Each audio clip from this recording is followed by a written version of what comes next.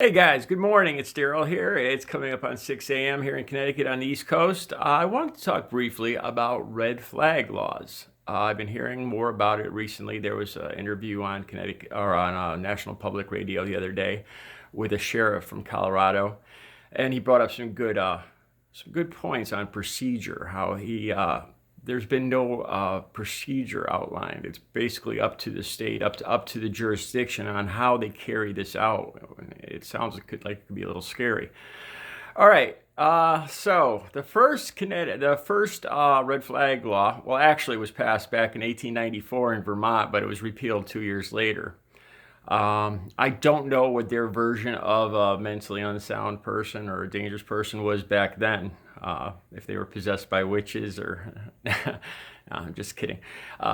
Anyway, in 1999, we had the Connecticut lottery shooting. I think 9 people were killed here. So Connecticut, my state here, was the first to enact the red flag laws, making it possible that if somebody's demonstrating behavior that's dangerous, that's a danger to themselves or other people, a judge could execute a warrant to take away the person's guns, basically. And I've been doing a lot of studying up on this morning. I go to Fox News to see what they have to say about it, because usually I like to start by hearing far left and far right opinions, because usually you could find something sane somewhere in the middle. Makes sense, right? It was interesting. Fox was basically they made some crazy arguments about, well, people they don't take away people's typewriters for freedom of speech. It was a ridiculous argument. Obviously something has to be done. It seems like a sound place to start. If somebody's demonstrating, it's up to the people around, the friends and family of people that have mental issues, that are to say something before something gets out of hand. Like they tell kids in school now, speak up if you see, if somebody in your school is making threats. So the gun advocate people, the gun advocates have a problem with this, because I don't want to use the word paranoia, but again, it goes back to, it seems to be that anyone taking away anybody's gun for any reason is off limits. And let me tell you guys, okay, as I've told you over and over again, I've got 13 years clean and sober, okay? It took me a long time to get to this point. I was in and out of 14 to 15 hospipals. Detox. It starts with at least a 3-day detox to get the drugs out of your system, where you're locked. I was locked down each of these times, could not leave. And then I was in these up to a month, and then I would move on to another treatment facility. A lot of times I had depression, because it had gotten to a point in my life. I didn't have mental problems per se, but the drug use had gotten to a point where I was depressed and I was feeling suicidal. A lot of times they bring up this question in that, did this person have mental illness before they started taking drugs to self-medicate the mental illness, or did they start using drugs and then that brought about a state of mental illness? It could be, it's one or the other. With me, it was I started using drugs and it brought about feelings of suicide. My point here is, almost every one of these facilities I was in was called a dual diagnosis unit, meaning that there was people with drug problems and people with mental illnesses in there too. There were a lot of people in with me that had no drug problems, but just mental illness. Now, this got me somewhat familiarized a little bit. I'm not a professional whatsoever, but it got me familiarized. I'll be honest with you guys, a lot of times it scared me. It confused me. It was startling to see people with these diseases and these problems, and the rapidity, how fast these things can come on. I mean, I remember talking to one girl, and we were watching TV, and all of a sudden she started crying.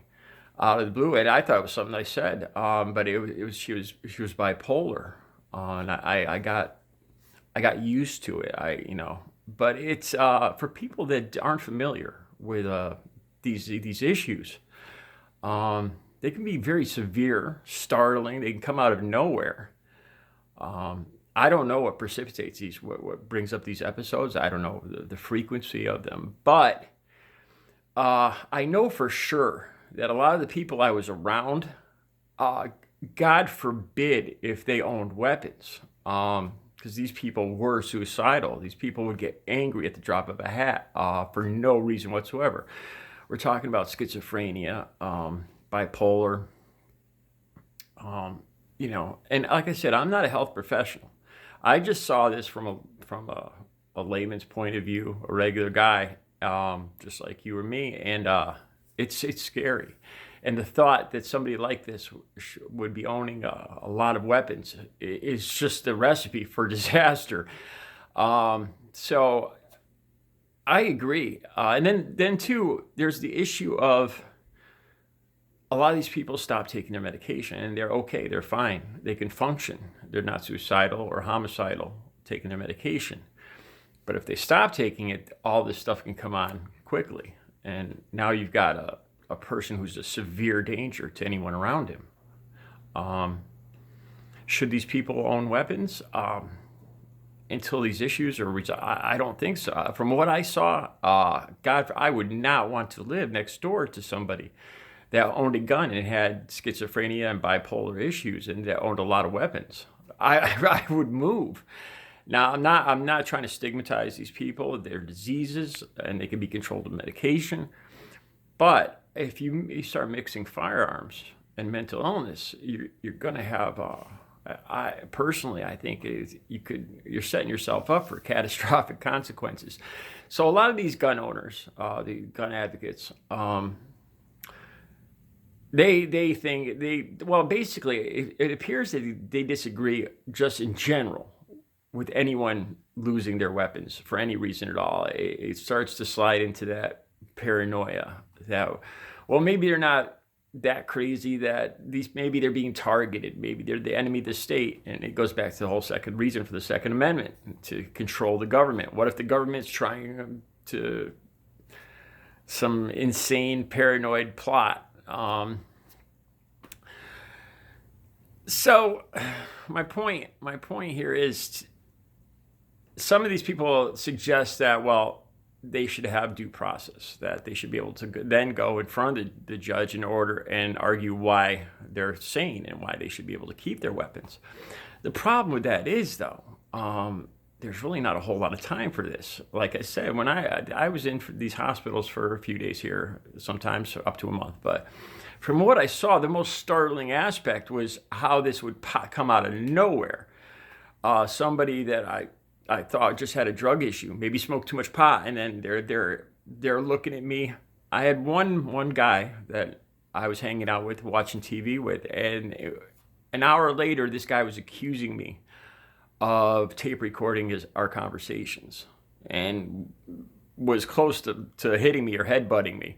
The paranoia just came out of nowhere. Now, if this individual who was suffering from mental illness, from maybe bipolar or schizophrenia, I'm not sure.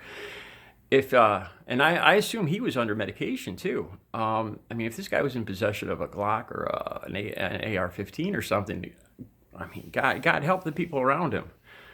So I don't know if there's always time to go to a judge. I don't know in general, until these mental issues are resolved, that really, if these people really, people suffering from these, I don't want to stigmatize them.